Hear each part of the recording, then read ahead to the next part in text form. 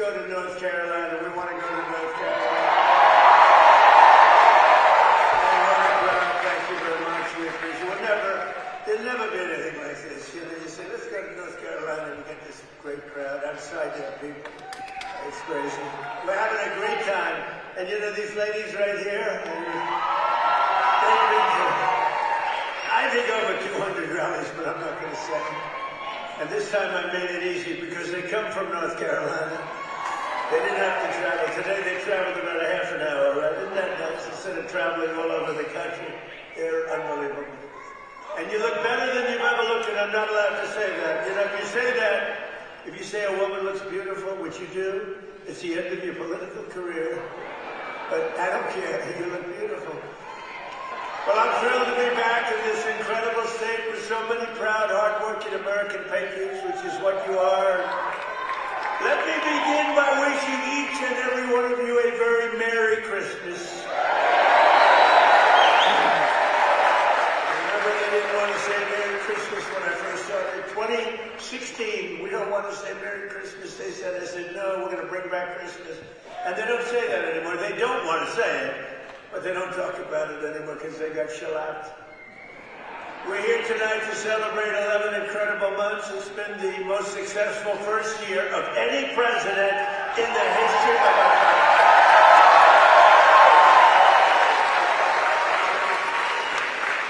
It has been, isn't that a big statement? But it's a statement that you read all over the place. I mean, who could have done better? I don't think anybody could have done better. Than us, not me, than us. We're in this together.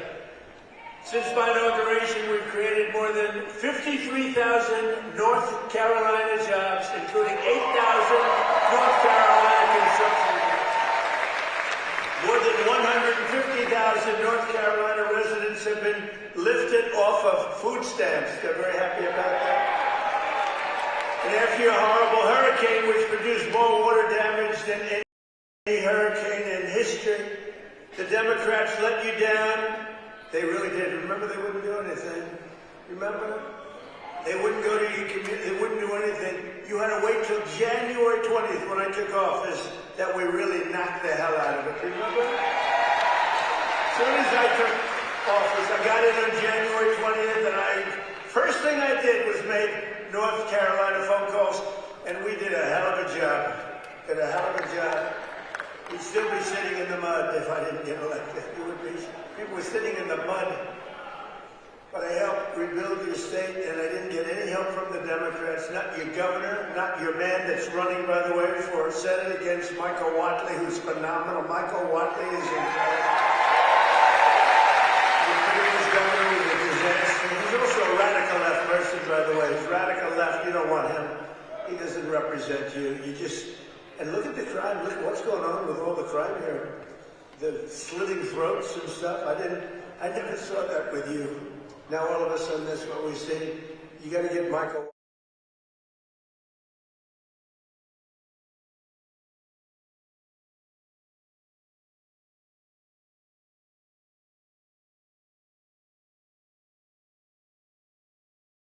I took Michael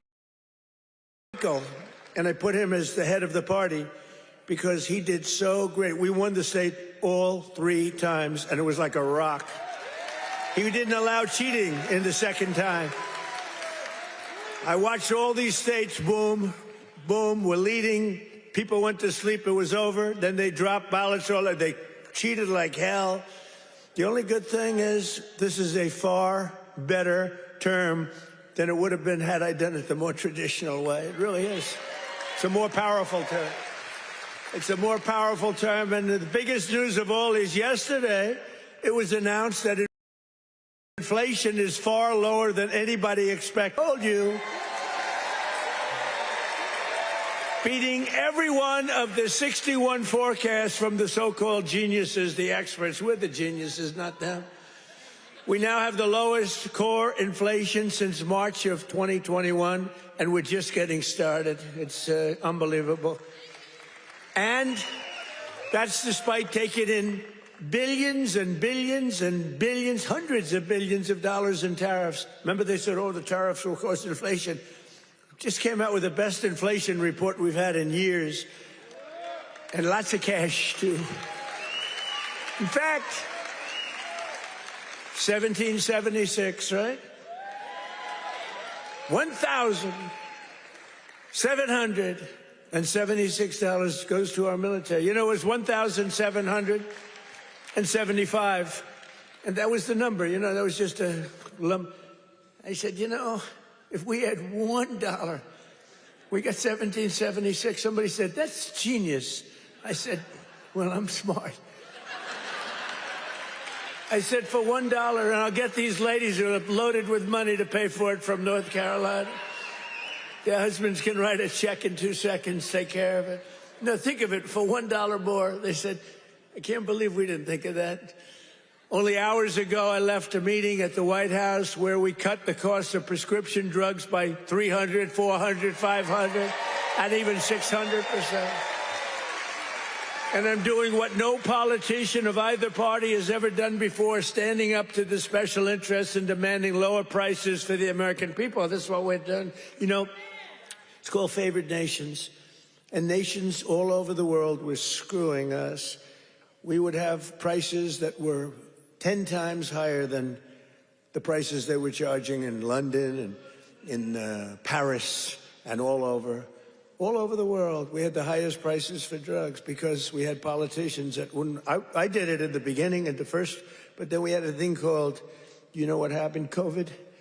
And it was sort of hard to go after France and Italy, say, listen, on top of all your COVID all over the place with everyone dying, we want you to pay a lot of money for drugs. You can't do it. But we did it, and nobody's ever even thought of doing it before. I've negotiated and really did it directly with 17 of the world's largest drug companies, as well as foreign nations that were taking advantage of your country for decades, many decades. For years, Americans have been paying the highest drug prices anywhere in the world by far, 10 times more sometimes, 15 times more, while other countries pay drastically less for the exact same drug made in the exact same plant, in the exact same country. But under my most favored nation, you know what that means? It's a legal term.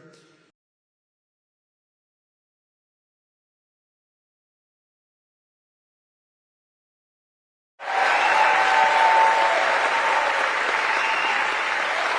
we should honestly, this is the biggest thing to happen in medicine, I think, since the founding of our country. You know, I don't mind. And we should honestly, this is the biggest thing to happen in medicine, I think, since the founding of our country. You know, I don't mind. Go ahead.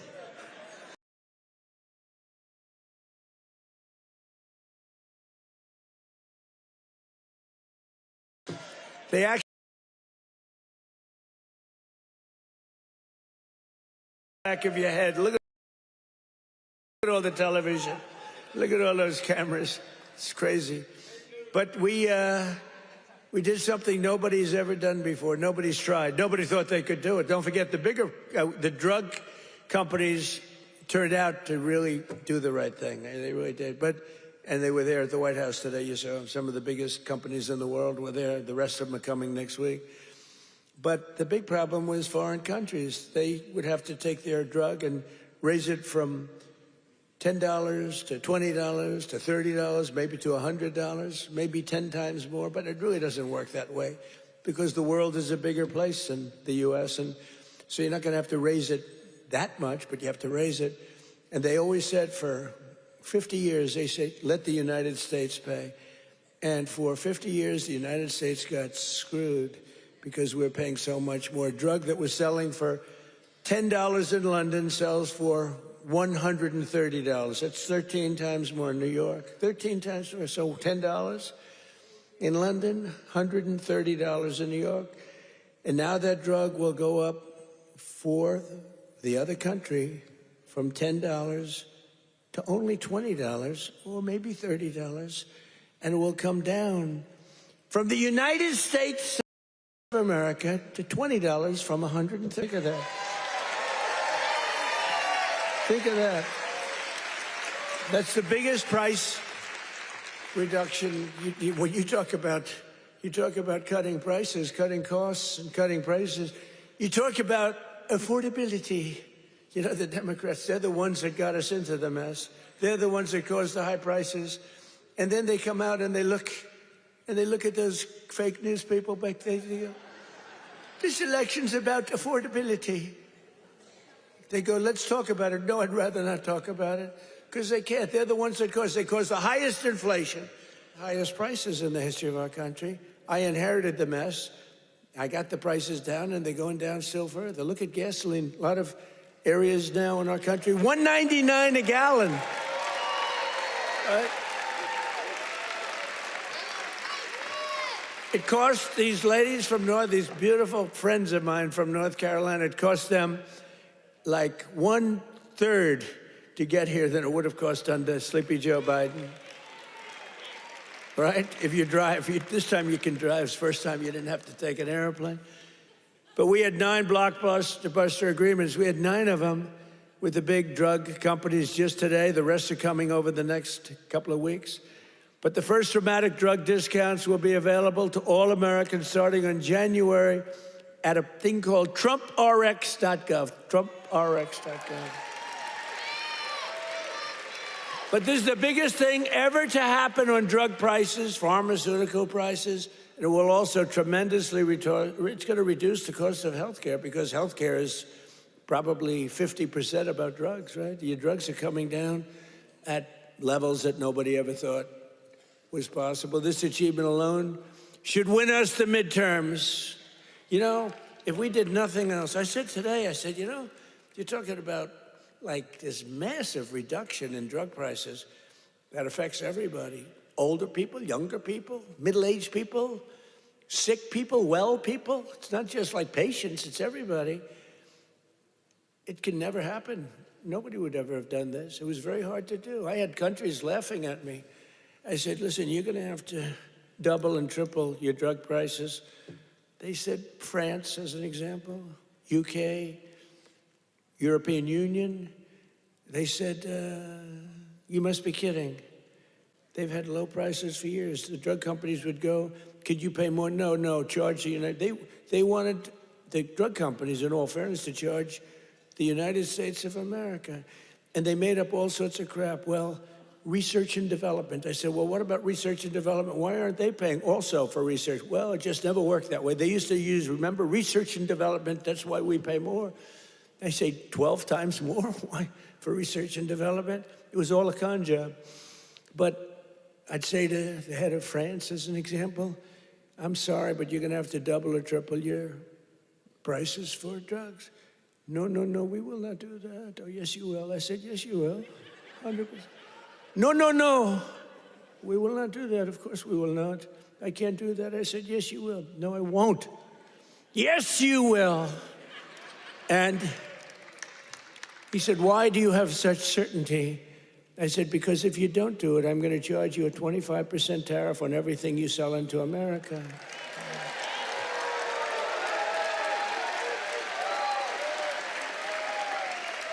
And I said, because that was really the sticking point. They just would do it. They told the drug companies for years, we're not doing it. We're keeping that pill at $10. We're not going to raise it. And the drug companies said, well, you know, it's unfair. I mean, they're paying 10 times more, sometimes 15 times more. That's okay, let them pay more. We're not paying more than that. The prices were stuck for years. And no president did anything about it. Sleepy Joe Biden didn't know he was alive. The last thing he cared about was this. He didn't care about anything. Just wanted to make it through. But they cheated. Look, he was surrounded by radical left. Hey, did you see on Mar-a-Lago, did you see how corrupt that was now? It's all come out. Wow, it's all come out. Some life.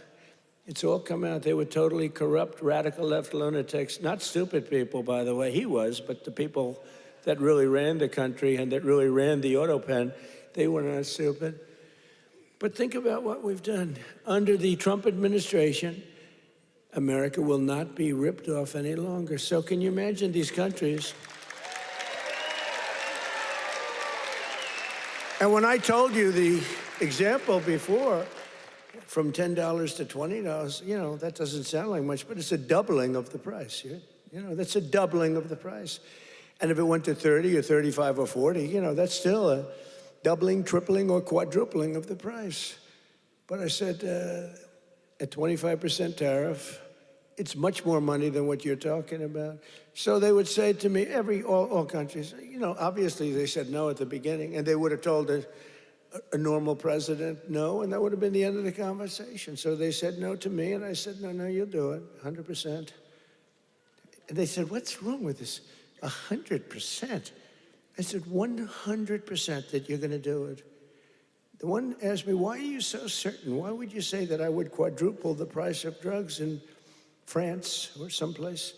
I said, because if you don't, we're going to charge you a 25% tariff. That tariff is worth 5 times more money than you're talking about. And there was dead silence on the phone. And then when the gentleman, Emmanuel, is a wonderful guy, when he spoke, he said, you have a deal. Have a deal.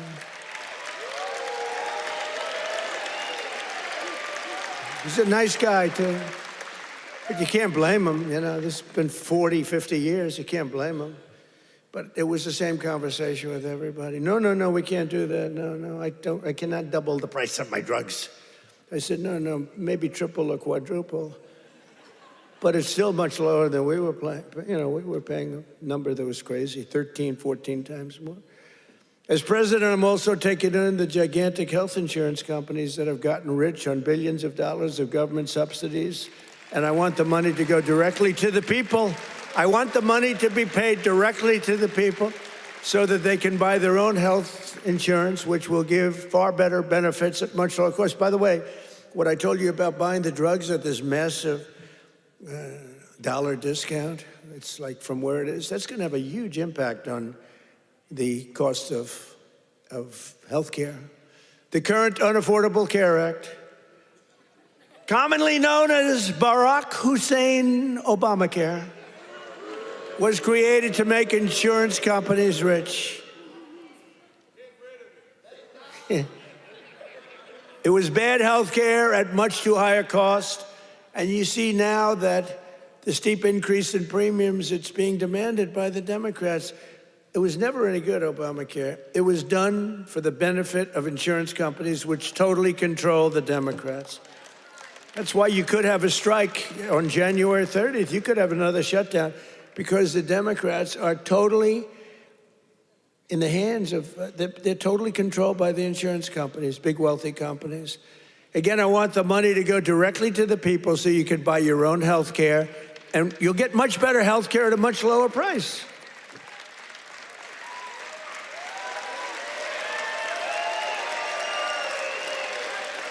And the only losers will be the insurance companies that have gotten rich. How about these companies? Some of them have gone up 1,400%, their stock prices. One, I think, went up 1,700%. How many people have ever bought a stock that went up 1,700%? And you know, think of it.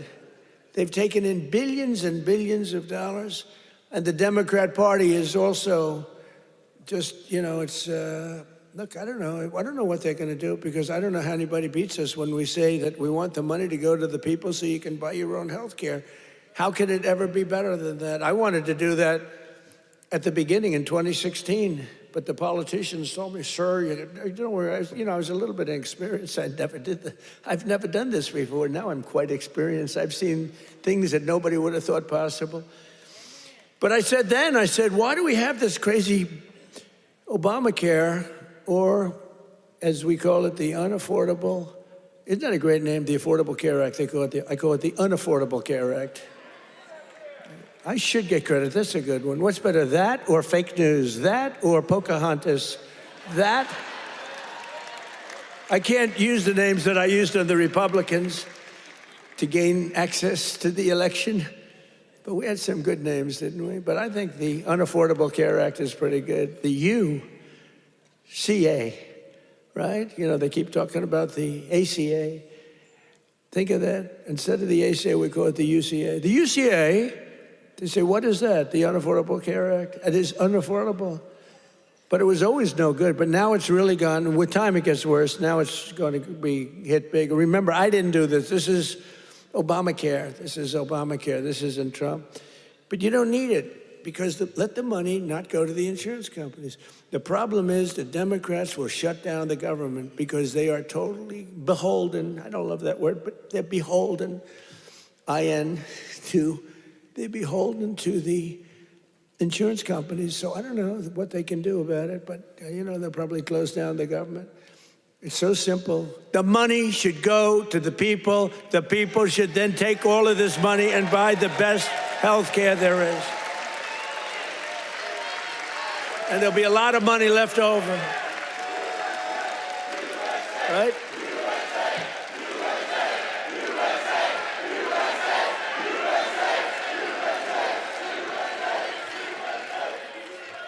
But they'll not be happy.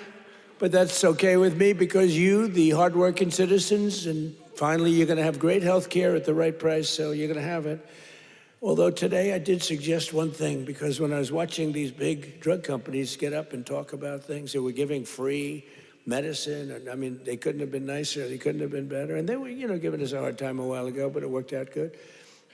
I said, you know what I'm going to do? I'm going to call these insurance companies fat cats. They are fat cats. I'm going to call the insurance companies, and I'm going to set up a meeting with them, all of them, and maybe I'll have the same luck that we had with the health companies, with the pharmaceuticals and the drug companies that we had. So rather than just saying we're not going to deal, maybe they'll give us a deal, like cut the price by 50%, and maybe then it starts to make sense. So I'm going to meet with them. Who knows? Who knows? And I'll either meet in Florida. I'm going to Florida. I'll either meet in Florida because I work all the time. So I'll either meet in Florida or I'll meet in Washington the first week right after we all come back to going to our wonderful jobs. And I'll sit down with, it's like 12, 13 people. It's basically these big monster companies. 13, 14 if I want to be generous. Get 14 people in a room and let's see what happens. Maybe they'll surprise us, but maybe we'll ask them for a 50% cut and maybe they'll give it. You never know. You saw what happened with the drug companies. They're giving free drugs to they've been unbelievable, but they do love our country. And I probably think the insurance company guys love our country. They just felt they were dealing with stupid people, so you can't really blame them. Over the past 11 months, we have brought more positive change to Washington than any administration in the history of our country. That's true. And there's never been anything like it. When I took office last January, I inherited a mess, and very simply, I am fixing it. Joe Biden gave us the worst inflation in the history of our country. A lot of people say, the fake news says, it's not the worst in history. It's the worst in 48 years. Oh, okay, sorry. No, they do. They say 48 years is okay. But when I say history, they go crazy. That's when I let them win. I say, I'm sorry, apologize. I like that hat, 47.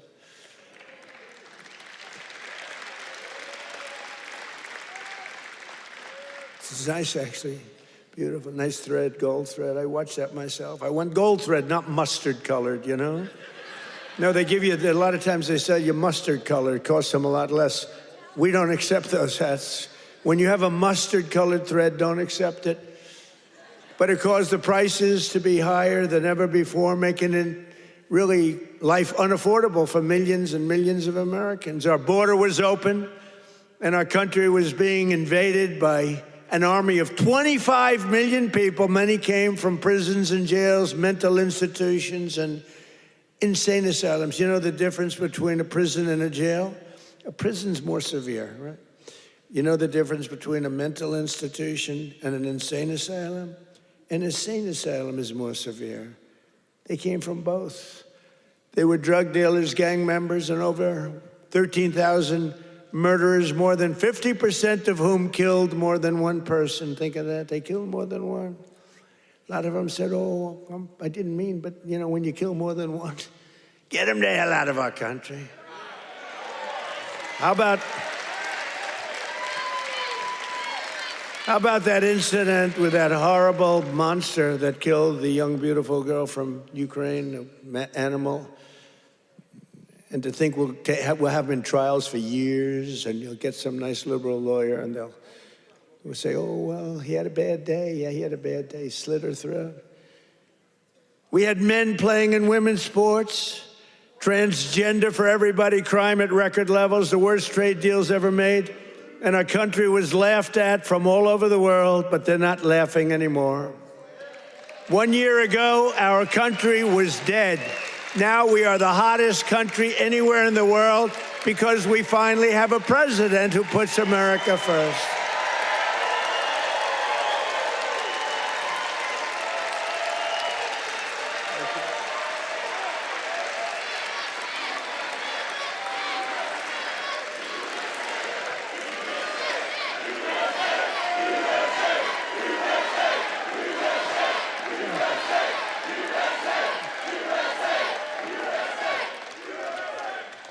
The last administration and their allies in Congress looted our Treasury for trillions of dollars, driving up prices on everything at unprecedented levels. How about the new thing in Minnesota with the Somalians? They stole, now it came out, the great U.S. attorney up there, they came out, think of this, $9 billion, and they think that's just the beginning. They stole, think of it.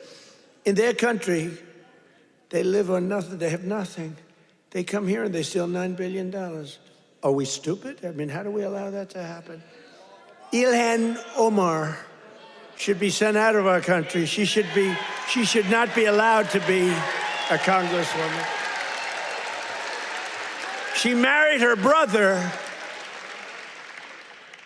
either to stay or to get him into the country. And yesterday she, I guess, made up a story.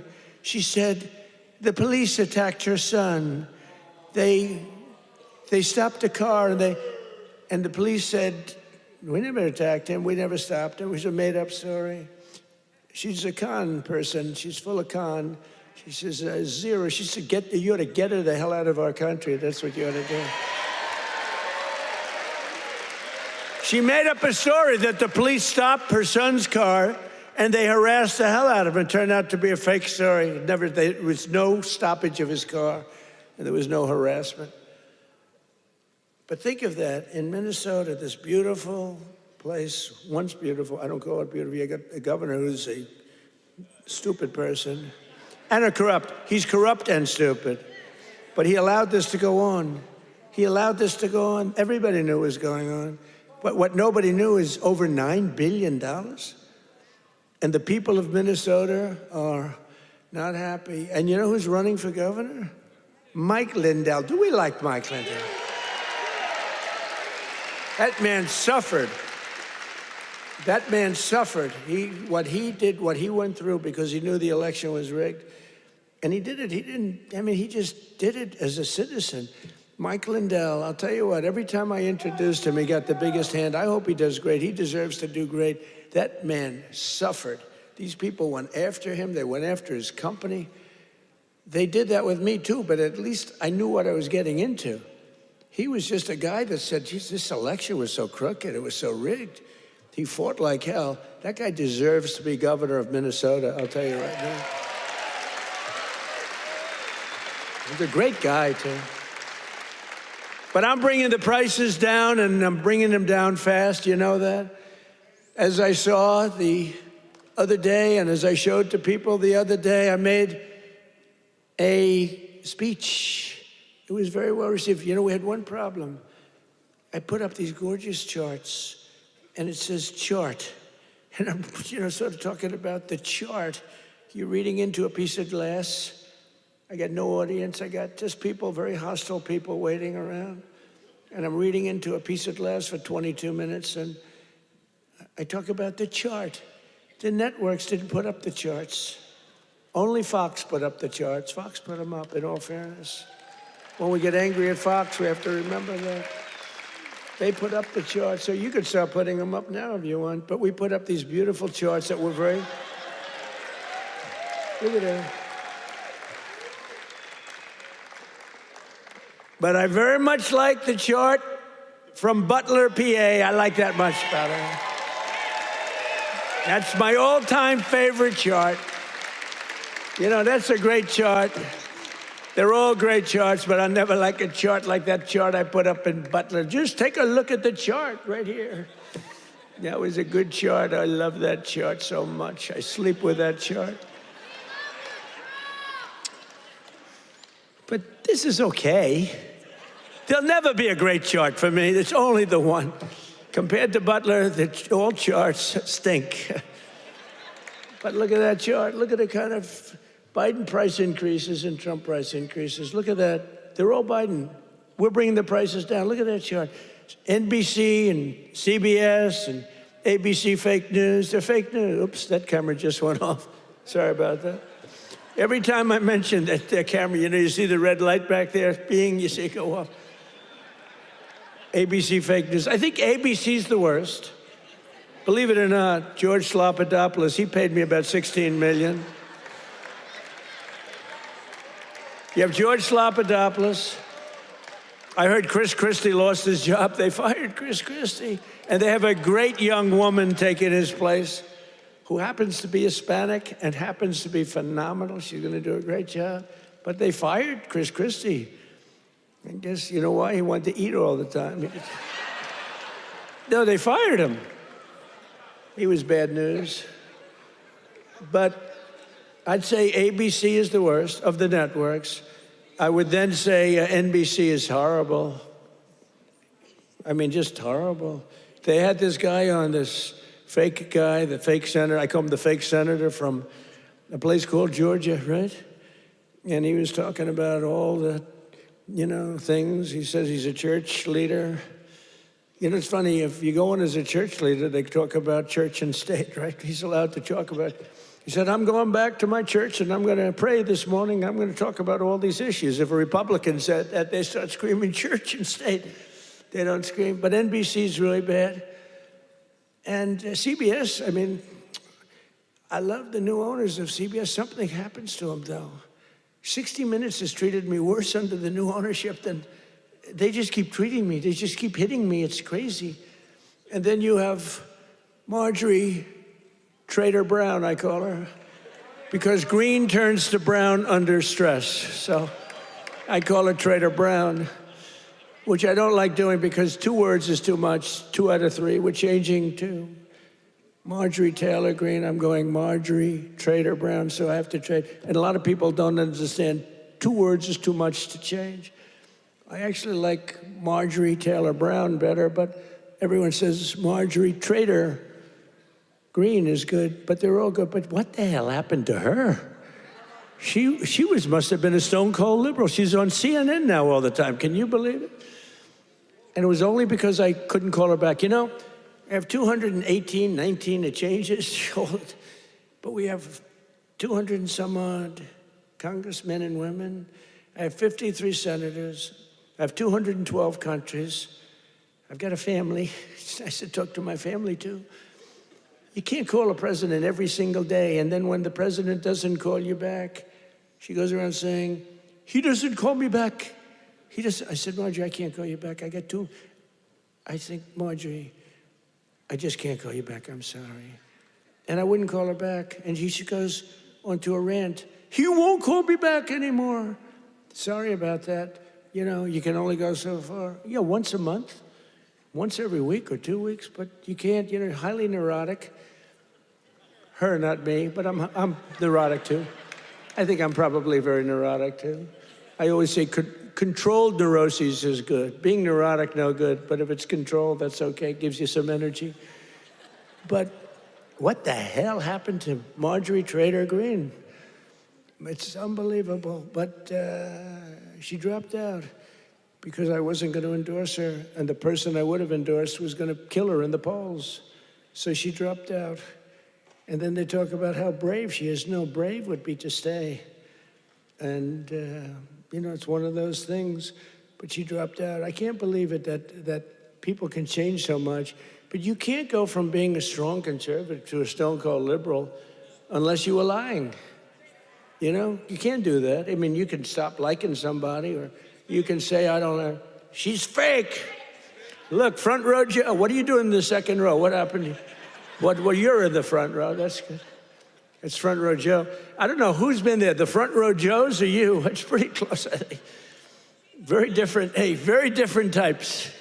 Would you stand up, please, in the front row? Just stand up. Look at these women. Look. How incredible they are. Right? Even front row Joes will admit they're very great, right? Look how beautiful they are. People like you built our country. You built our country. And that's why we love you. You built our country. The people in this room built our country. Under Sleepy Joe Biden, car prices, gasoline prices, hotel rates, airfare, and more went up 30 to 75%. Now they're all coming down. We're all coming down. Take a look at that. Isn't that beautiful to look? The same is true with groceries. The price of a Thanksgiving turkey was down by 33% compared to Sleepy Joe's high-priced era. Don't forget, when you have the highest inflation in history and or 48 years, do we think and look, in terms of a speech, I think 48 years is the equivalent of history. Do we agree? Can we say? Because they had a piece on me today in one of these fake newspapers, which are all dying. They're all going bankrupt, thank God. But they're the worst. That I misrepresented by saying history. It's actually 48 years. And I said, you know, that's not a bad misrepresentation, I don't think. The price of eggs is down 82% since March. Do you remember? There the people are. Do you remember? Fake news. Do you remember when I just got elected? It was a big thing. We won every swing state. We won the popular vote. We won by like 312 to 200 and something, and like low 200. And we won everything. We won districts, the word district. We won districts by 2,750 to 525. That's a slaughter. And that's the thing when you see everything's red except for two little lines on the left and the right, meaning New York and California. That's the one that really is incredible. 2,750 to 525. We won everything in a slaughter. We won everything. And what a great thing it was, right? When you can have an election that good. And they tried to rig it. Remember we had the thing? Too big to rig. Remember that statement? That was a big thing. They tried like hell. They gave up at about 9:02. It was too big. It was just a landslide. They couldn't do it. They cheated a lot. But we made it too big to rig, and I appreciate you getting it. I said, the polls had us up, pretty way up. And a lot of times when that happens, you'll say, let's go out and watch a movie, and we'll come back and watch the president win. No, I said, don't watch a movie. Go out and vote. But it was too big, so it came back. What an evening. That was, what was better, 2016 or 2024? Tell me. I don't know. 2016 was pretty monumental. What was better? I don't know. Beating Hillary was fun.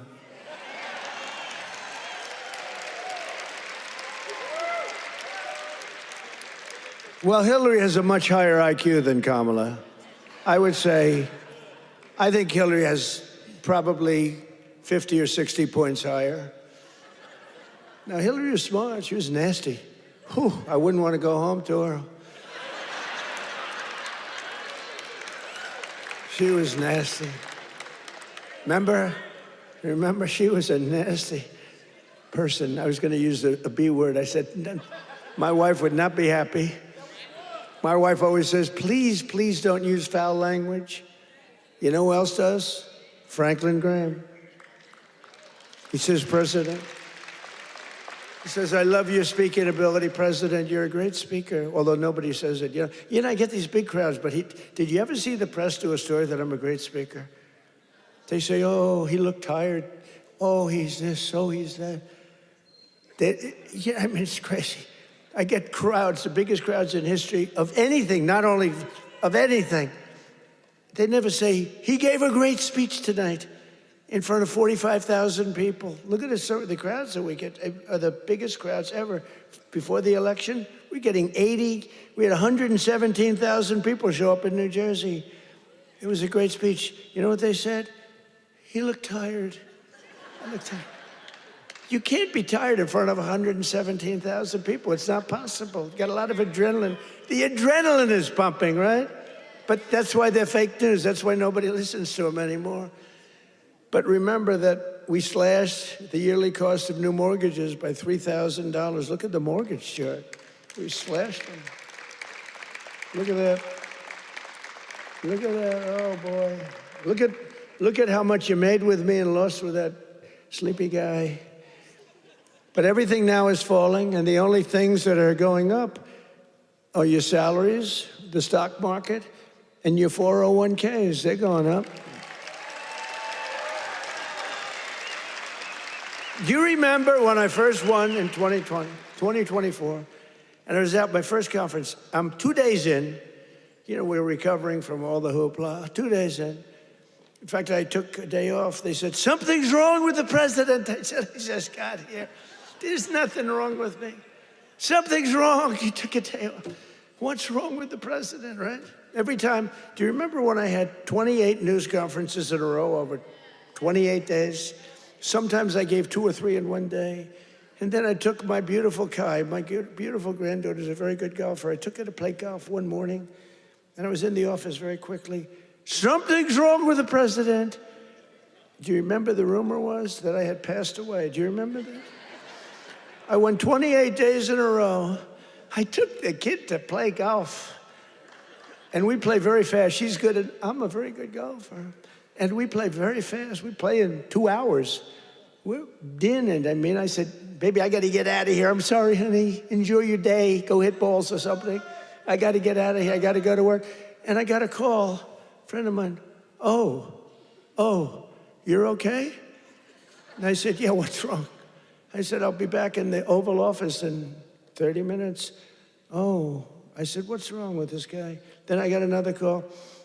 Oh, you're okay.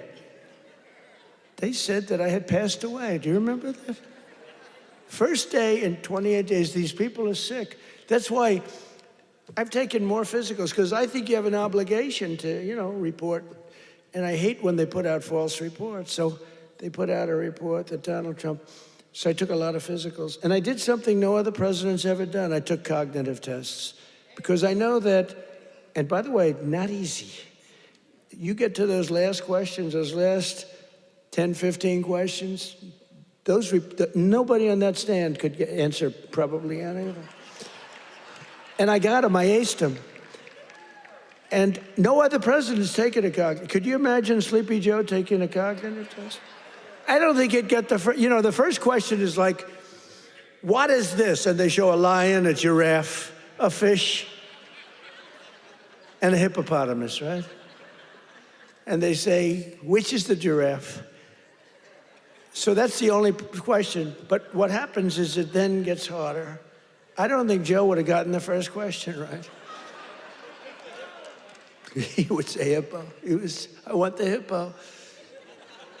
But anyway, but I've taken now 3 cognitive tests.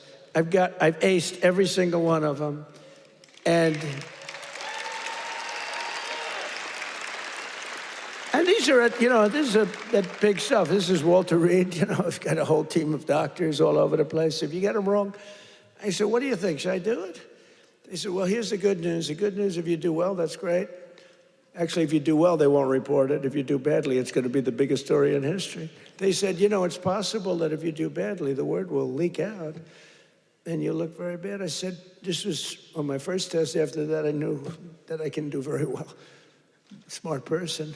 So what happens? What happens is first test, I said, how hard is it? He said, well, after the 10th or 12th question, it gets, you know, very hard. And I said, well, what do you think? They said, look, if you're going to do well, but if you're not going to do well, it's probable that the word will get out. I said, well, let's do it anyway. And I did it, and it was actually good. For a year, they called me a very intelligent person, but then they forget. Then I did it again. I aced it again. They report it. And these are doctors that I don't even know, and they report it. And then I did it a third time a few months ago, and I reported. But it's very small reporting. But can you imagine if I did badly, right? Could you imagine that, front row Joe? Would I be in trouble? They'd say, there's something wrong.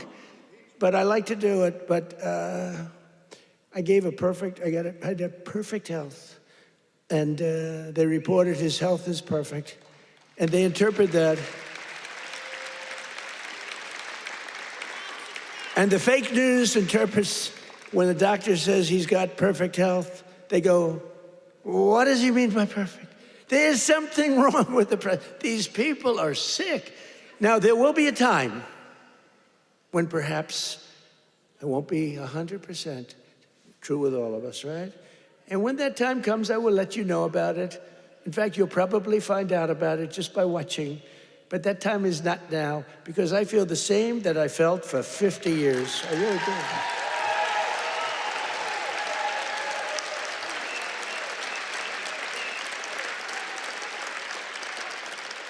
But we have I think we have an obligation to, at least report your health. But I will tell you, to me, because of what happened for 4 years, I really think having a cognitive test for presidents to take a cognitive test is very important. I think it's very important. I'm hearing that they say it's, not with Biden, they said it was not constitutional. That was the least of his problems.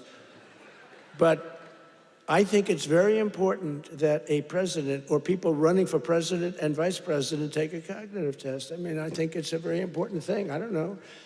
They say you shouldn't do that, it's unjust, it's not constitutional. They say all these things, but I really believe that. Under Trump, wages are rising much faster than inflation for the first time in many years. Think of that. Wages are rising faster than inflation. That's what it's all about, right? And we're delivering lower prices and bigger paychecks. And the wage chart that you see up there is incredible. That NBC didn't put up and the networks didn't put up. There are more people working today than at any time in American history. And very importantly, while tens of thousands of new jobs under Biden were government jobs, they were government jobs. I could do that right now. You saw it today, we had 4.5% inflation. That's because I'm letting go of tremendous numbers of government workers. We're replacing them. In fact, we've reduced the federal workforce by 270,000 jobs. That's not to be mean. That's to get them off. And they are getting jobs in the private sector, and we're helping them to get jobs. But if you have all government jobs, we're going to be, a country that we don't want to mention names because we don't want to insult, but we're going to be a country that cannot be great. 100% just came out, 100% of all jobs created since I took office have been in the private sector. The only way to make our country great. Think of that. Think of that. 100% of the jobs created are in the private sector. Now, if I want to make some good numbers, I'll add 300,000 jobs. I can do it with one phone call. Each agency hire 25,000 people today. They hire them immediately. They pour in, and the 4.5% would be down to 2.5% in a matter of moments. I could get it down to zero. Hire a couple of million workers, please. Oh, the country's booming. We're down at zero, but that's the destruction of a country. That's what Biden used to do. They used to hire 10 people for one job. They'd have 10 people, would look at a job and would say one person can do the job, but let's give it a break. Let's do two and they'd have 9 people for one job. And that's really tantamount to a failed country. In 4 years, the last administration secured less than $1 trillion in new investments in our country. Think of that, 4 years, less than one. 4 years, the whole term, less than $1 trillion. In 10 months, I have secured a record-breaking $18 trillion more. They gave us doom and gloom, and I'm building the Trump economic boom. It's a boom. It's a boom. These factories, auto plants, AI plants, We've never had anything like it. I ended the radical left's war on American energy, terminated the Green New scam, and signed an order to drill, baby, drill. We're drilling. You see where gasoline's coming down? Gasoline is now substantially lower than $2.50 a gallon, and many, many places now are under $2 a gallon for gasoline. And within the next 12 months, we will have opened 1,600 new electrical generating plants. That's a record all time. Because, you know, we need tremendous amounts of electricity for AI and for all these plants. Electricity prices will fall very dramatically when these plants are open. To protect North Carolina workers, we imposed 25% tariffs on foreign automobiles, 50% tariffs on foreign steel, and I approved 25%, 30%, and 50% tariffs to save North Carolina's cherished furniture industry, which has been decimated by China. You know, I used to come here a lot for one reason. I'd build hotels, and I'd build different buildings, and I'd come here to your furniture area. I used to love it. Those people were so talented. I'd buy so much furniture, and that was before politics. I did great. I was very good at real estate, I would tell you. But I used to come to North Carolina to buy furniture for lobbies or furniture for hotels, and I was here a lot. I mean, you've been decimated, but it's coming back now because I put tariffs on, big tariffs, actually. But I remember I'd say to a guy, I like that chair. You don't realize what I did. I would look at a chair. The arm of a chair was very important to me. I said, I like that chair, but this arm has to be a different shape. And you got to chisel that. I'm a very aesthetic person, believe me. Except with women. I don't care what a woman looks like. I used to say beautiful. Now I don't care. Since politics, I never mention looks anymore.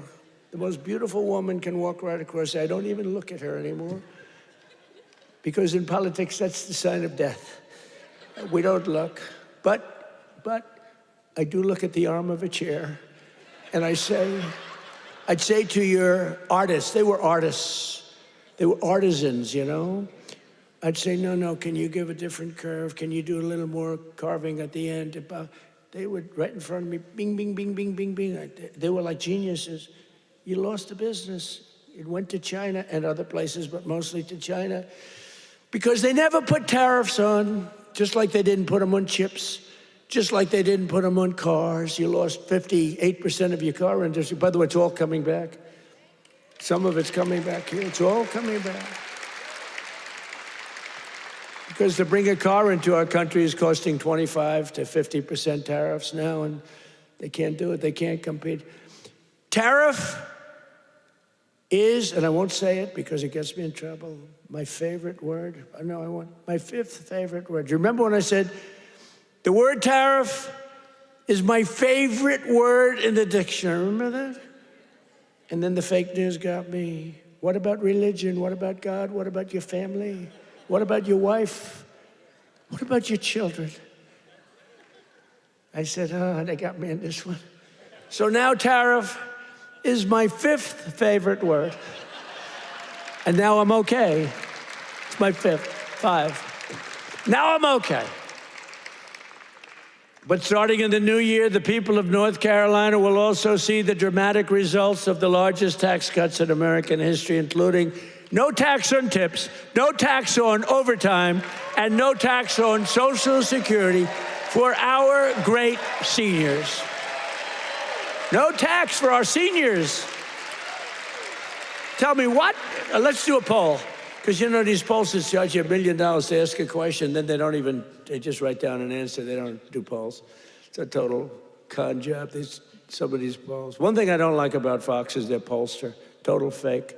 Their pollster's the worst. They've been saying they're going to get rid of them for 10 years. The fake pollster, then you have the election, you win by numbers that are like through the roof. But Fox has been treating me good. They have great people there. Sean Hannity is great. Jesse is great. Laura is great. Greg is great. They're all great. We have great people. The morning is excellent. Who, what? Which corruption? Where?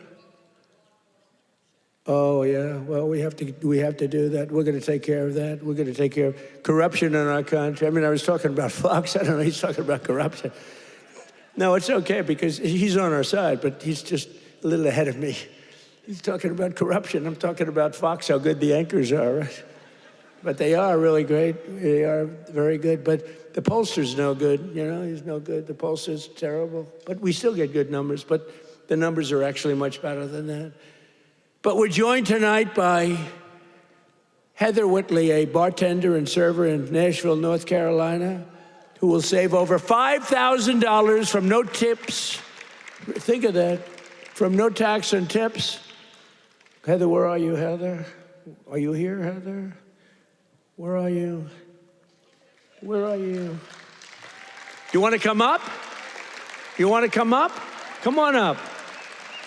She's going to save over $5,000, no tax on tips, toward a down payment on her first home.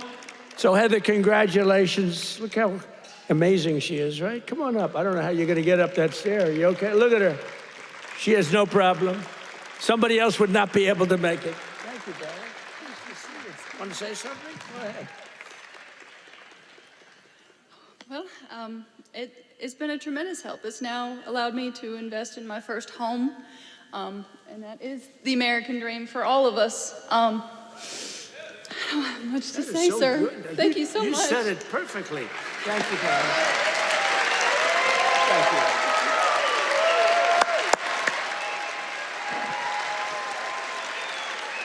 Heather, you don't realize you said that so perfectly, because that's what it is. You're going to get a home, and you're going to be happy as can be, and you are a great person. Thank you very much. You couldn't have been better. Thank you, darling. Also with us is Austin Harding, a police officer, highly respected, a loving father from Monroe. Austin and his wife are raising a son with autism. A beautiful son, beautiful, beautiful person, and are passionate supporters of MAGA, and they love Robert F. Kennedy Jr., so do I. And with no, thank you, Austin, and with no tax on overtime, Austin will have thousands of dollars, many thousands of dollars more to help care for his wonderful son. Last but not least, we have Carolyn and Charles Thurston, who run a successful small business providing care to senior citizens. That's great. Not only did we make their small business tax deduction permanent, helping them to expand, but under no tax on overtime, their employees will have much higher take-home pay, and that makes their job a lot easier. So, Carolyn and Charles, please stand wherever you may be.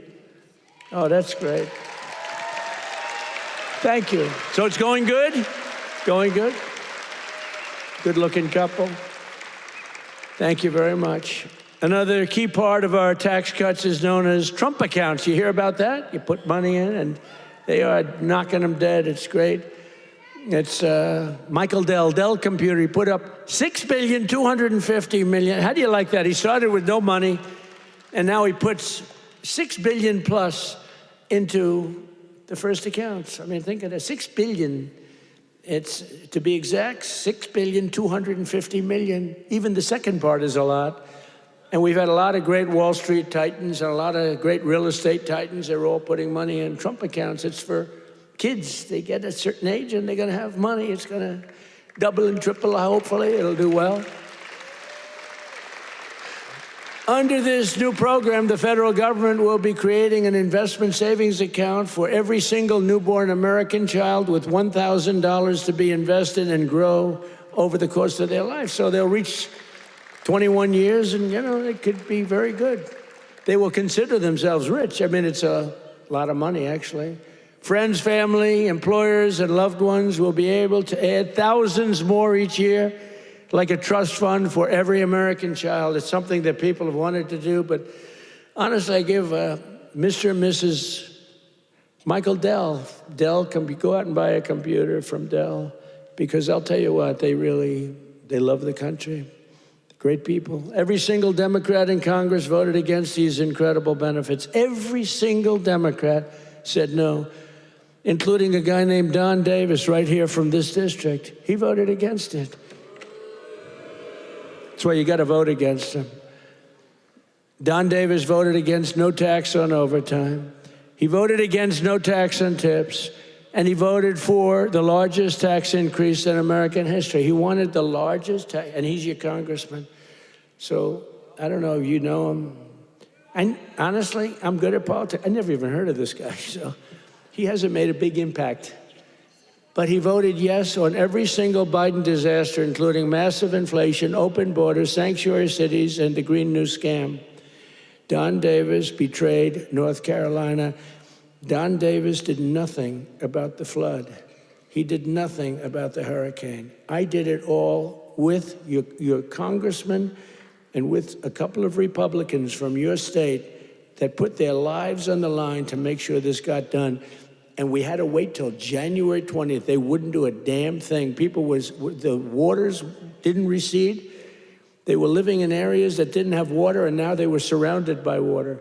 And by the way, Elon Musk, with his incredible, you would call it contraption of communication, incredible. I said, Elon, we need 500 of those. You couldn't get them because it's been very successful. He said, you'll have them tomorrow. You got to give him credit for that, you know. I have my little disagreements with him.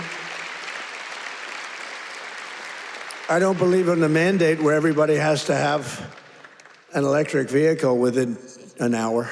You know, I don't, but you got to give him credit. He really saved a lot of lives. Here tonight are some of the warriors who, unlike Don Davis, who's a disaster, vote against him, stood up for North Carolina, including Congressman Tim Moore and Brad Knott. Where are you guys? Hey, fellas, come up real fast. Come on up. Come on up. I'll tell you, these guys were, look at them, two handsome gentlemen, extremely different types. That's great. Say hello. Say a couple of words. Thank you, man. Thank you, brother. Appreciate it.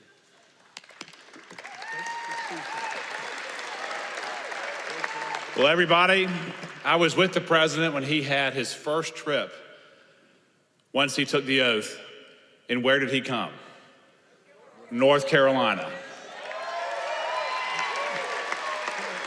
As we gear up for the midterm cycle, where's the first state that President Trump has come? North Carolina. He knows what you know. It's the people that make this country great. It's not the government, it's not regulations, it's people just like you. And let me just tell you this, the fight is long, it's hard. I'm new to this, and I have been amazed at how hard the president is fighting for you. So let me say this simply and with my whole heart. Stay with us. We hear you, and we're going to keep fighting for you. Thank you so much. I guess I'll have to lower the mic, Mr. President. Let me just say, echo what Brad said. I cannot think of a better president in the history of the United States. Someone who loves this country, who does so much. Mr. President, I don't know how you do it all. You make the Energizer Bunny look slow. It's absolutely incredible.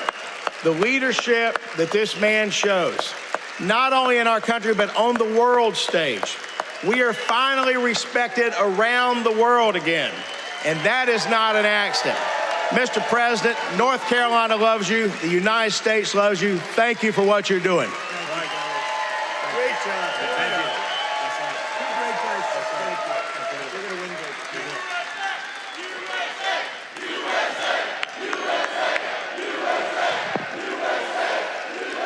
big. Great job. That's a great job. Boy, oh boy. Well, they're going to win good, but you got to beat that other guy. Thanks also. I want to thank somebody very special. He's the Secretary of Labor, Lori Chavez DeRemer. Where's Larry? Larry, thank you. What a job. What a job you've done. Our friend did me a big favor when he recommended you. I was recommended by a great guy, a great friend of mine, and a big fan of Lori, and he said, I have somebody that would be great, and that was an understatement. You've been unbelievable. Thank you very much, Lori. Appreciate it. And another one has been incredible, got a lot of energy. Director of Federal Housing Finance Agency. He's done a phenomenal job. Mr. Bill Pulte. Bill, thank you very much. Thank you, Bill. Also, State Senator Phil Berger. Phil, thank you. Great. And we have a lot of political people here. I would like to introduce them all. Will be here, but one we have to introduce, fellas, is Michael Whatley. And he was the head of the Republican Party.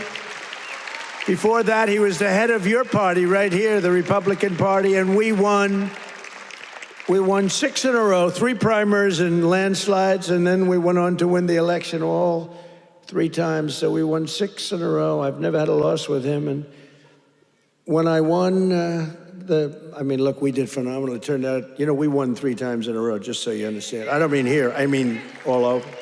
We won 3 in a row. They might have done us a favor, but we won 3 in a row. But when we got screwed in the second election, it didn't happen over here. He had 601 lawyers he hired. They had lawyers at every single ballot box, and other people were cheating in other states that we won by a lot, and they were cheating. You could see it go, here we are, pwah, pwah. And you remember they have ballots all of a sudden. We just found 75,000 ballots, a total rigged deal. And by the way, you have not heard the last of that, I can tell you. But in this state, that didn't happen because you had a guy named Michael Whatley, and he had every box secured. He had, I think, 2 or 3 lawyers at every station, but he had over 600 lawyers, I think 600. And I said, how many lawyers did you have? 601. I said, that's like genius. He was ahead of it. And you'd watch, people went to bed that night. Everyone said the election's over, Trump won. And then all of a sudden they woke up in the morning, and 3 o'clock in the morning, they found hundreds of thousands of votes in some of these states. It was a rigged election, but not here because of him. And I said, I don't know if I'm doing this again, but if I'm doing this again, I want Michael Whatley. I said, the guy from North Carolina, I want him to head the Republican National Committee, the RNC. And he did it beautifully. Come on up, Michael, come up. He did it so well, and we had the big election when he worked with Laura. Now, how good is Laura? Laura Trump, who was born here, loves this state so much. She could have done very well. By the way, I think Ted Budd is doing a very good job, too, I have to tell you.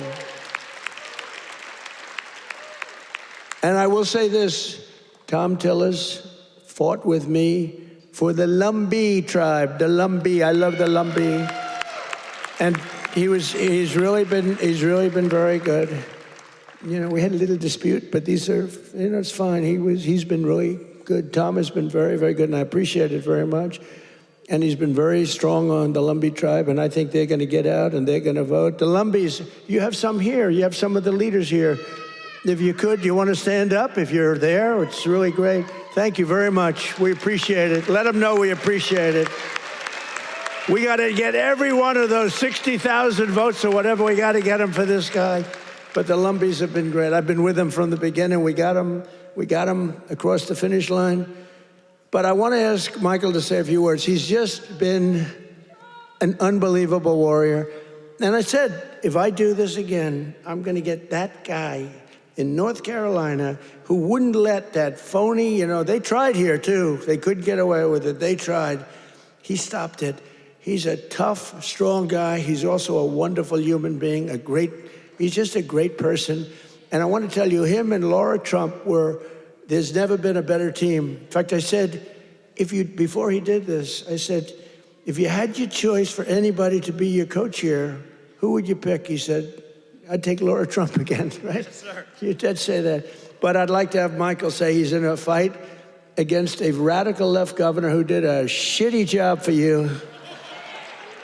And I really want you, either way, but either governor, because you have another governor that's a Democrat. You know, virtually, I think every state run by a Democrat is a failure.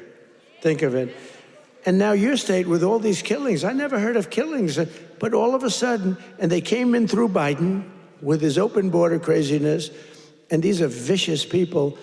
But I want this man to say just a few words because it's so important that he wins. You don't want to have a radical left senator that basically wants to have open borders, transgender for everybody, men playing in women's sports. Michael, are you in favor of men in women's sports? I am not. Are you in favor of transgender for everybody? I am not. Are you in favor of open borders? No. Thank you. Thank you. Thank you, sir. You know, in 2015, Donald Trump came down that golden escalator, said he was going to make America great again.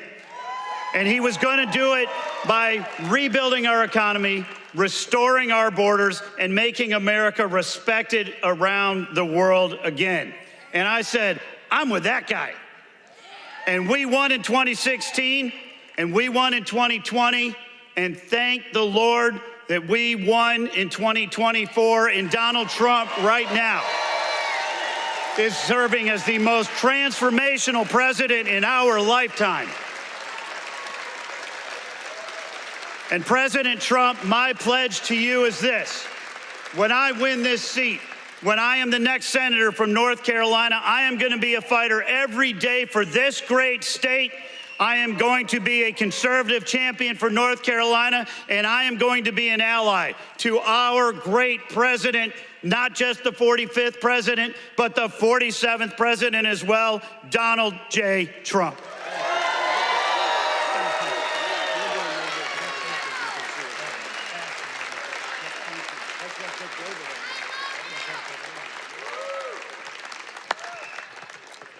What a great guy he is. So get out and work for him. I hope you can get your group of about 70 women to go out and do it. We can get all the front rows, and we got to win. He's a good man, and he represents your values, that I can tell you. But I also want to express my condolences to the people of this state and to the loved ones of NASCAR legend Greg Biffle, who perished yesterday in a tragic plane crash with his family in Statesville. I met him twice. He was just a great young man. And what a tragedy that is with his whole family. So I just want to pay our condolences, our love. Please. I'll tell you, North Carolina will never forget them. He and his family were incredible people. Together, we've achieved more in less than 1 year than most other administrations achieved in 8 years, which is true. Most of them didn't achieve much. Within a matter of weeks, we ended the invasion of our southern border. For the past 7 months, 0 illegal aliens have been allowed into our country. Think of that, 0. And that's made up by Democrats. A feat which everyone said was impossible. Biden and the radical left Democrats in Congress turned North Carolina into a dumping ground for tens of thousands of third world migrants, driving up your rent and your housing costs. According to a government report, over 60% of growth in the rental market came from foreign migrants, paid for by the federal government, by the way. Paid for by the federal government, you, the taxpayer. Mass migration fueled mass inflation, but now we are fixing it, and we have record-setting deportations, and we're really focused on the bad people. We're really focused on the bad people. We have farmers who are great people. They know what they're doing. But we're focused on the bad ones. We're getting the murderers, the drug dealers. We're getting the ones from prisons. We're getting them the hell out of here. We're focused very strongly on that. For the first time in 50 years, we're seeing reverse migration as migrants go back home. We're saying, go back home, please. And we want the bad ones to go back home because those are the ones that caused the problem. And think of Washington, D.C. Outside of the terrorism attack from 3 weeks ago. And by the way, that young, beautiful man is doing well. You know, we thought we lost both of them. And We lost one who's looking down on us right now. But looks like he just stood up. Can you believe it? He stood up today for the first time. Two great people. Sarah's looking down on us, and from heaven, she was incredible, doing so well. But he's doing, they were both about the same. We thought we lost both of them. Hit in the same area, if you can believe it. He was hit hard. But he's, and his mother, Monica, I spoke to her the night of, sir, he'll be okay. Every doctor was saying he doesn't have much of a chance. And she said, sir, I'm telling you, I know my boy, he's going to be fine. I can't believe it. And literally, actually yesterday, he stood up and he's talking a little bit. I mean, the whole thing is incredible. The mother, I've never seen anybody. I never saw anything like it. She was so positive. She said, I'm praying, and everybody's praying, the whole country's praying, and there's no way he's going to have any problem. He's going to be just fine. It's not even that he was going to make it. It was like, he's going to be fine. Incredible person. In the year before my election, all net job creation was going to foreign migrants, all of it, 100%. Since I took office, 100% of all net job creation has gone to American-born citizens. The migrant invasion also brought massive crime. What's happening with the killings in North Carolina is indescribable. I mean, for the first time, you're in national news all the time with the killings. That's because you're run by Democrats. 2 weeks ago, an illegal alien from Honduras who entered under Biden walked onto a train in Charlotte with a large knife and brutally stabbed a passenger multiple times in the chest. The same savage criminal alien had previously been arrested 2 months earlier, but he was released by authorities to pillage and kill, which he did. Also recently in this state, you saw this one. Nobody could watch it. Another monstrous criminal with 14 prior arrests plunged a knife into the throat of an innocent young, beautiful girl, Ukraine. She was from Ukraine, who was sitting on a train. You could see she was scared to be there. You could see that, right? Everybody knows what I'm talking about. She walked onto the train. She was afraid to be there. What happened to North Carolina? You didn't have that condition. And then she was attacked from behind violently by this savage. No one can ever forget that look of shock and terror on the young woman's face. It happened so fast as her murderer walked down the train car, dripping with blood all over. Passengers are looking at him. They're saying, what is that? There's blood pouring out from every part of him, from the knife. For years, radical left politicians have been releasing bloodthirsty, violent offenders and criminal aliens back onto your streets under our leadership. We're finally getting illegal aliens and vicious felons off the streets and throwing them out of our country, or in some cases, putting them in the toughest jails in the world because, frankly, we don't want to let them into their country because we don't want to take a chance that these animals will come back. We're restoring law and order in America.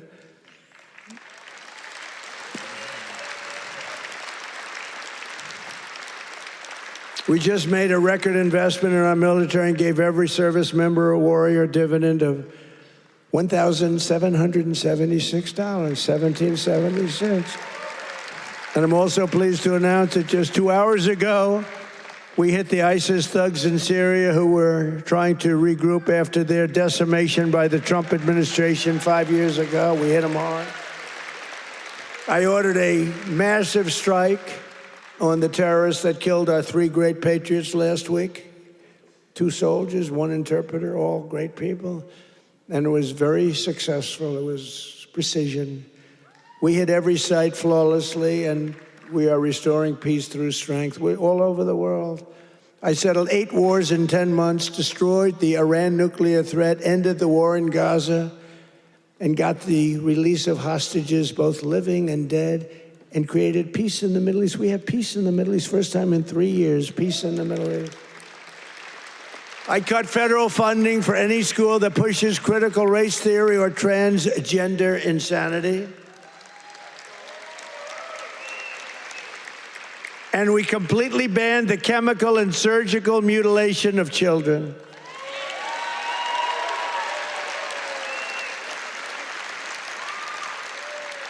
Can you believe I'm standing here, 2025, talking about I banned the surgical mutilation of children? Could you imagine 15 years ago saying that? People would say, this guy's crazy. What the hell is he talking? The surgical mutilation of children. I banned it.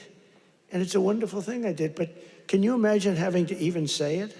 Or can you imagine having to say that we are keeping men out of women's sports? Frankly, that's less important if you want to know the truth, but it's very important. The surgical mutilation I had to ban, and I did, I banned it. But we're also keeping men out of women's sports. Have you seen some of these records? Have you seen the long distance race? One of these races go all day. They had champion women. They had some very good men, but not the champions. And one man won the race by 5 hours and 14 minutes and 12 seconds. 5 hours, 14 minutes. Think of that. Won the race by 5 hours. What do? Your parents go back home, go to sleep for a few hours, and come back and meet your daughter, and she's supposed to be thrilled? What kind of crap is that? Or the weightlifting records, where people that never lifted a weight before are going into the women who are fighting national championships, almost Olympic championships, and they're lifting 112 pounds more, and they've never done it before. Or the boxers that are getting decimated. You saw the Olympics where they had two people that they converted from men to women. They did a conversion. And the one young woman from Italy, a championship boxer, she got hit by a left jab. A left jab, for those that don't do it's just like a defensive punch.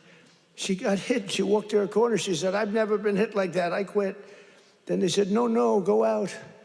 You can do it. And then he gave her another left jab. That was it. And she said, nope, I can't do it. It's so demeaning to women. And they don't stop. I saw the other day on one of the shows, I think Meet the Fake Press. I'm pretty sure it was that stupid show. And they had a congressman that you all know, a Democrat, saying, no, we have to allow men to play in women's sports. Where do these people come from? Or how about open borders? They're fighting for open borders. If I didn't get elected, our country would be ruined. We would have not had a country. I'm telling you, I'm not bragging about myself.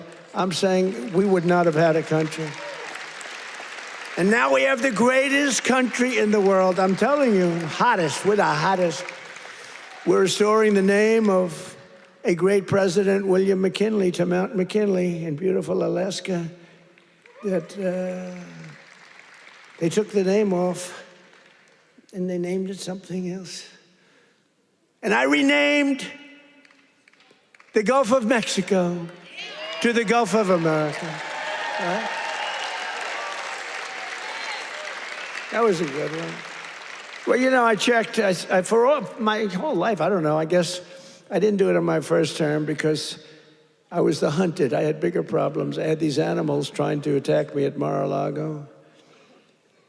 They went into my wife's closet. And I'll say this, number one, it's very bad, but it sounds a little strange. They looked at her drawers. You have drawer, and then you have drawer. They looked at both. And she's a very meticulous person, like these people, just like she'd fit into your group very well. She'd be very happy with her, but everything is perfect. Her undergarments, I want to use a nice, sometimes referred to as panties, are folded, perfect, wrapped. They're like so perfect. I said, that's beautiful. It's the part of the world she came from. Everything was perfect, no problem. Fold, fold, fold. I think that she steams them, make sure. Just that we came home. I wasn't there when the raid took place. The raid of a popular president, a former president. She opened the drawers and it was not that way. They were a mess. It was all over the place. And she said, oh, what happened? That's so terrible. But it's terrible. They went into my young boy's room. These thugs are disgusting, and we cannot let them get away with this stuff. We have all the evidence now.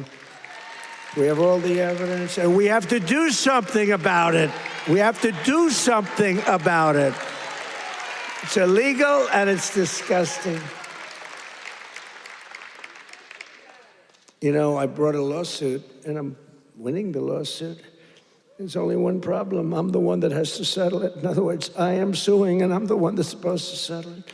So maybe I'll give myself $1 billion and give it all to charity. Does that make sense? You know, I'll give it to charity. Do you have any nice charities? I have to settle the lawsuit. There's never been a case like this. Trump suit, I sued a long time ago, and it's doing fine. It's a suit, and now, you know, we found all this stuff. Did you see where the FBI didn't want to do it, but the Justice Department forced them to do it? The FBI guys didn't want to do it, but the thugs and the DOJ wanted to do it. So I sued them, and and they do say that, you know, it's never been a case like this. Donald Trump sues the United States of America. Donald Trump becomes president, and now Donald Trump has to settle the suit. I hereby give myself $1 billion. Actually, maybe I shouldn't give it to charity. Maybe I should keep the money. No, a lot of people say, do it. No, I don't want to do it. But whatever happens, it's all going to good charities. Is that okay? It's all going to good charities. But isn't that a strange position to be in? I've got to make a deal. I negotiate with myself. From the skyscrapers of Charlotte to the rolling hills of Asheville, from the sand dunes of Kitty Hawk to the streets of Chapel Hill, and from the factories of Hickory to the small towns and family farms across your beautiful countryside in North Carolina, we are bringing prosperity, opportunity, and pride surging back to your incredible home. Together, we're pairing all these people together. You're coming together. You know, it's coming together like nobody's ever seen, but we're fixing 4 years of disaster and decline. The whole world was laughing at us for 4 years. They were laughing, taking advantage of us, friend and foe. And the friend was worse than the foe in many cases. On trade, they were worse. And we're beginning the greatest years in the history of our country. It's called the Golden Age of America. That's what's happening. We were a dead country. Now we're talking about the Golden Age of America. Think of it in 10 months. Think of that. So in conclusion tonight, after just 11 months, our border is secure. Our spirit is restored. Inflation is stopped. Wages are up. Prices are down. Our nation is strong. And America is back. And every single day of this administration, we will keep on working for the hardworking citizens of America. We will fight, fight, fight. We will win, win, win. And with your help, we will make America powerful again. We will make America wealthy again. We will make America healthy again. We will make America strong again. We will make America proud again. We will make America safe again. And we will make America great again. Thank you, North Carolina. God bless you all. And Merry Christmas.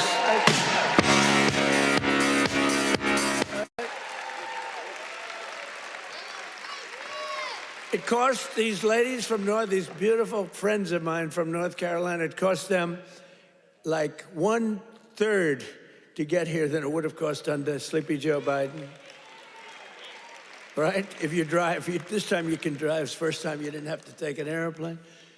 But we had 9 blockbuster agreements. We had 9 of them with the big drug companies just today. The rest are coming over the next couple of weeks. But the first dramatic drug discounts will be available to all Americans starting on January at a thing called TrumpRx.gov. TrumpRx.gov. But this is the biggest thing ever to happen on drug prices, pharmaceutical prices. And it will also tremendously it's going to reduce the cost of health care, because health care is probably 50% about drugs, right? Your drugs are coming down at levels that nobody ever thought was possible. This achievement alone should win us the midterms. You know, if we did nothing else, I said today, I said, you know, you're talking about like this massive reduction in drug prices that affects everybody. Older people, younger people, middle-aged people, sick people, well people. It's not just like patients, it's everybody. It can never happen. Nobody would ever have done this. It was very hard to do. I had countries laughing at me. I said, listen, you're going to have to double and triple your drug prices. They said France, as an example, UK, European Union. They said, you must be kidding. They've had low prices for years. The drug companies would go, could you pay more? No, no, charge the United. They wanted the drug companies, in all fairness, to charge the United States of America. And they made up all sorts of crap. Well, research and development. I said, well, what about research and development? Why aren't they paying also for research? Well, it just never worked that way. They used to use, remember, research and development, that's why we pay more. I say 12 times more. Why? For research and development? It was all a con job. But I'd say to the head of France, as an example, I'm sorry, but you're going to have to double or triple your prices for drugs. No, no, no, we will not do that. Oh, yes, you will. I said, yes, you will. 100%. No, no, no. We will not do that. Of course we will not. I can't do that. I said, yes, you will. No, I won't. Yes, you will.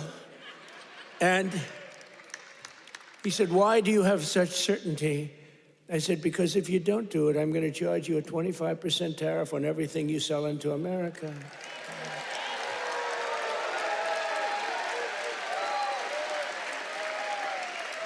And I said, because that was really the sticking point. They just would do it. They told the drug companies for years, we're not doing it. We're keeping that pill at $10. We're not going to raise it. And the drug companies said, well, you know, it's unfair. I mean, they're paying 10 times more, sometimes 15 times more. That's okay, let them pay more. We're not paying more than the prices were stuck for years. And no president did anything about it. Sleepy Joe Biden didn't know he was alive. The last thing he cared about was this. He didn't care about anything. Just wanted to make it through.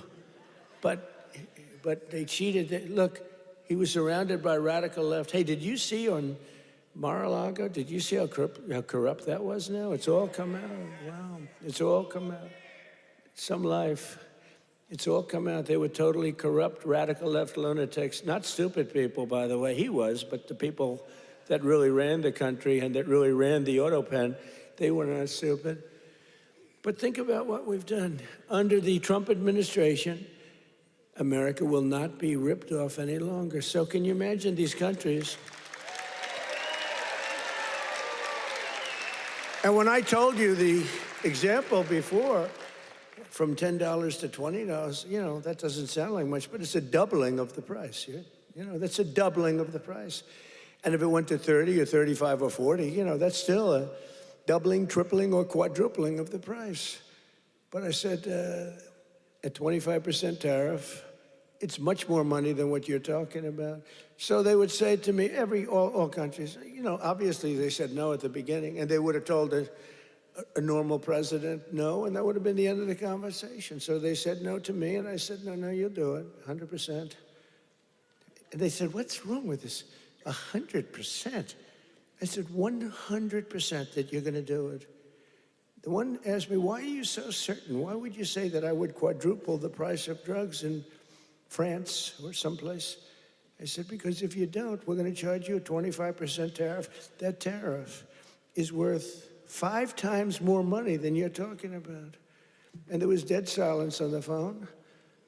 And then when the gentleman, Emmanuel, is a wonderful guy, when he spoke, he said, you have a deal. Have a deal.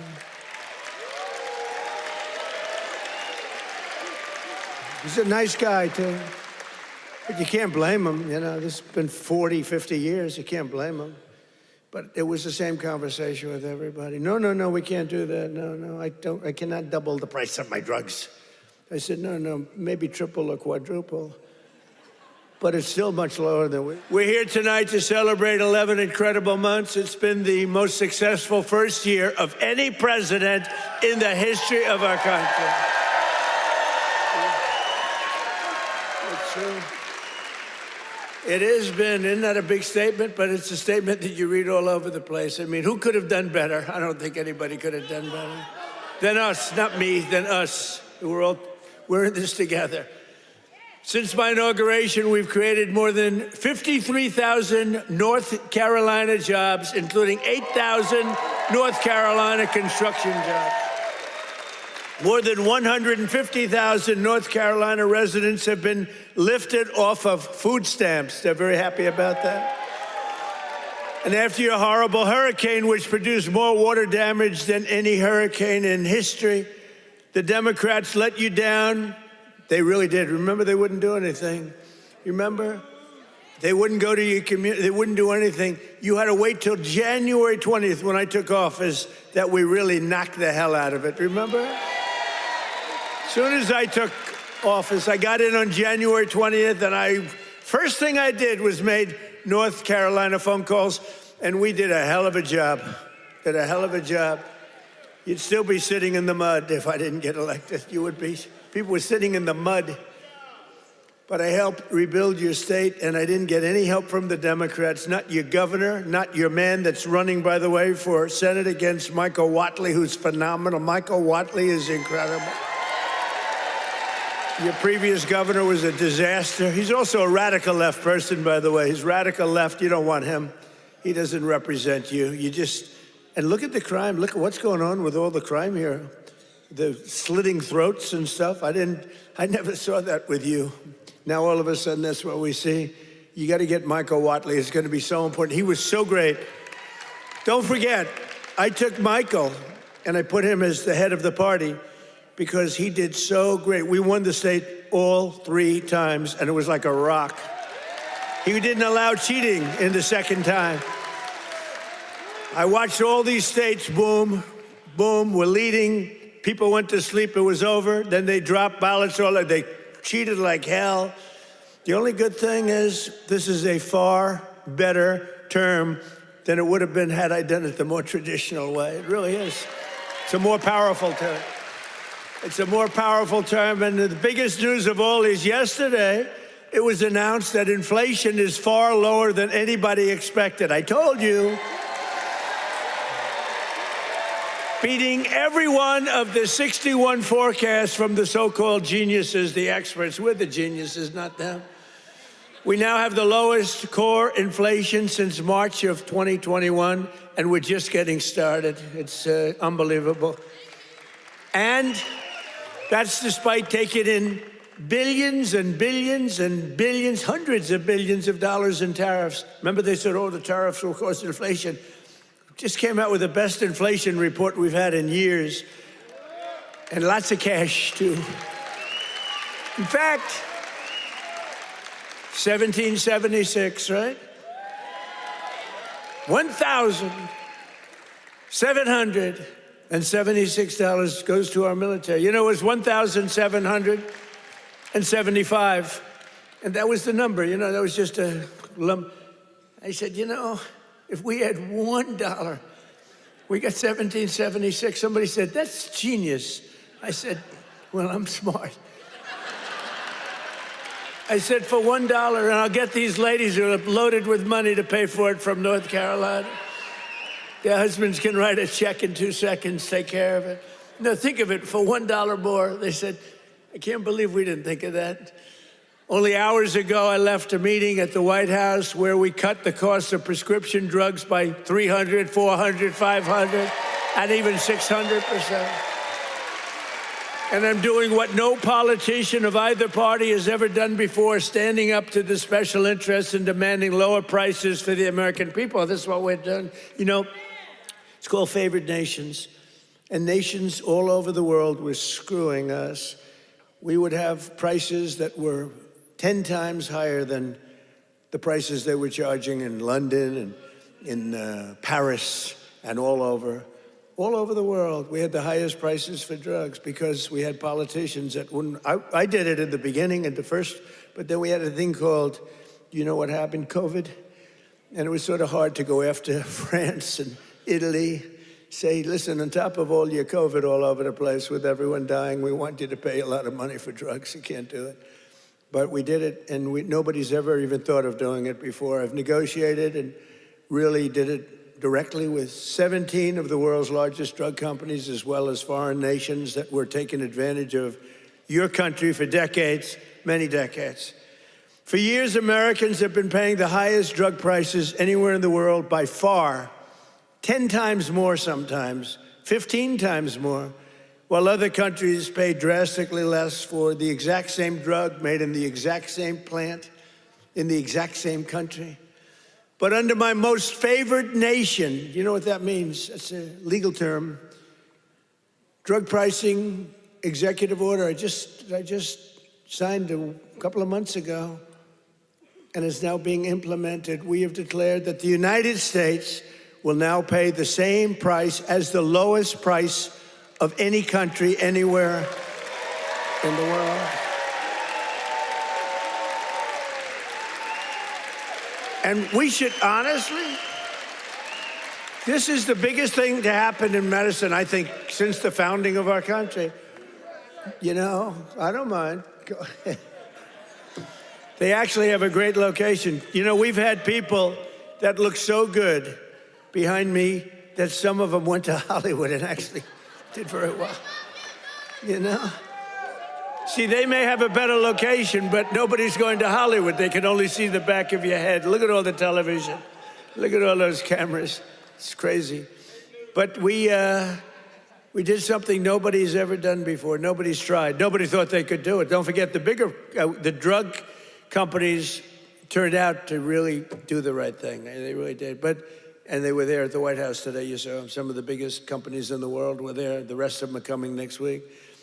But the big problem was foreign countries. They would have to take their drug and raise it from $10 to $20 to $30, maybe to $100, maybe 10 times more. But it really doesn't work that way because the world is a bigger place than the U.S. And so you're not going to have to raise it that much, but you have to raise it. And they always said for 50 years, they say, let the United States pay.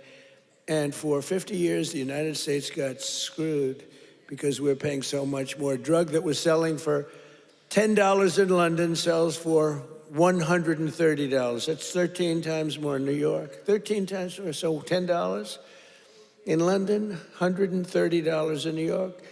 And now that drug will go up for the other country from $10 to only $20 or maybe $30, and it will come down from the United States of America to $20 from $130. Think of that. Think of that. That's the biggest price reduction. When you talk about cutting prices, cutting costs, and cutting prices, you talk about affordability. You know, the Democrats, they're the ones that got us into the mess. They're the ones that caused the high prices. And then they come out and they look at those fake news people back there. They go, this election's about affordability. They go, let's talk about it. No, I'd rather not talk about it because they can't. They're the ones that caused the highest inflation in the history of our country, which led to the highest prices in the history of our country. I inherited the mess. I got the prices down, and they're going down still further. Look at gasoline. A lot of areas now in our country, $1.99 a gallon. Right? It cost these ladies from these beautiful friends of mine from North Carolina, it cost them like 1/3 to get here than it would have cost under Sleepy Joe Biden. Right? If you drive, this time you can drive. It's the first time you didn't have to take an airplane. But we had 9 blockbuster agreements. We had 9 of them with the big drug companies just today. The rest are coming over the next couple of weeks. But the first dramatic drug discounts will be available to all Americans starting on January at a thing called TrumpRx.gov. TrumpRx.gov. But this is the biggest thing ever to happen on drug prices, pharmaceutical prices. And it will also tremendously it's going to reduce the cost of healthcare, because healthcare is probably 50% about drugs, right? Your drugs are coming down at levels that nobody ever thought was possible. This achievement alone should win us the midterms. You know, if we did nothing else, I said today, you know, you're talking about like this massive reduction in drug prices that affects everybody. Older people, younger people, middle-aged people, sick people, well people. It's not just like patients, it's everybody. It can never happen. Nobody would ever have done this. It was very hard to do. I had countries laughing at me. I said, listen, you're gonna have to double and triple your drug prices. They said France, as an example, UK, European Union. They said, you must be kidding. They've had low prices for years. The drug companies would go, could you pay more? No, charge the United. They wanted the drug companies, in all fairness, to charge the United States of America. And they made up all sorts of crap. Well, research and development. I said, well, what about research and development? Why aren't they paying also for research? Well, it just never worked that way. They used to use, remember, research and development, that's why we pay more. I say 12 times more. Why? For research and development? It was all a con job.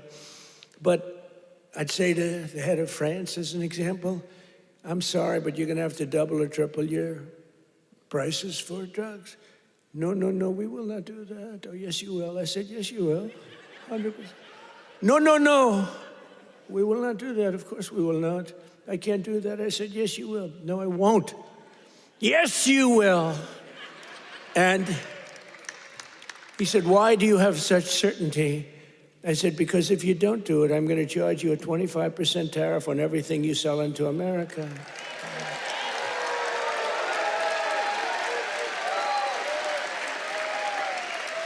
And I said, because that was really the sticking point. They just would do it.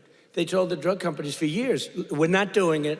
We're keeping that pill at $10. We're not going to raise it. And the drug companies said, well, you know, it's unfair. I mean, they're paying 10 times more, sometimes 15 times more. That's okay, let them pay more. We're not paying more than the prices were stuck for years. And no president did anything about it. Sleepy Joe Biden didn't know he was alive. The last thing he cared about